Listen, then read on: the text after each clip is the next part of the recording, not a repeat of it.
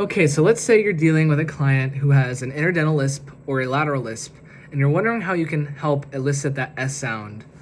So there are a variety of ways you can do this, but one of the ways I'll be showing you is using the straw technique.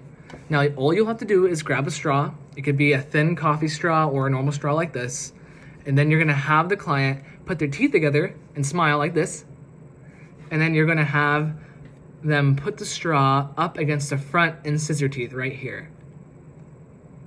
And this is the form that they need to be maintaining. As they're in this form, you're going to be telling them to blow air through the straw, and by doing that, they should create the correct sound. So it should sound like this, and you'll hear a high frequency sound coming out of the straw when I do it.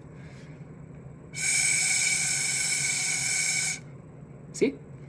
Now, if they're doing a lateral lisp, you will not hear sound or high frequency sounds coming out of the straw because they're not blowing air into the straw. They'll be blowing air out of the sides, and it'll sound like this compared to so.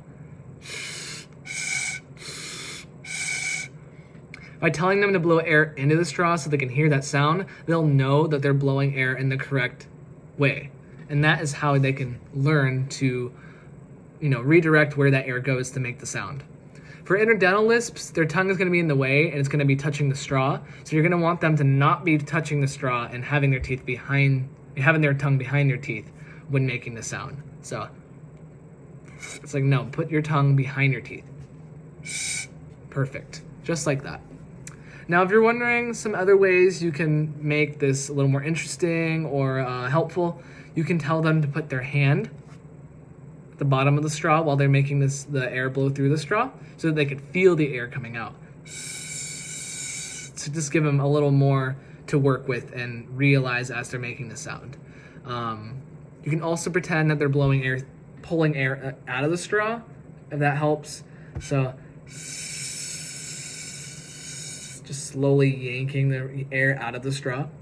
And once they kind of are making that sound and blowing air through the straw, maybe you can tell them to move the straw side to side so they can hear the high frequency sound go in and out as they move the straw to the front and the sides. So like this.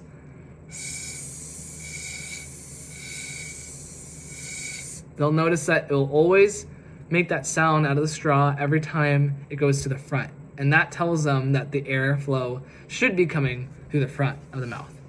And that is how you can elicit the S sound using a straw.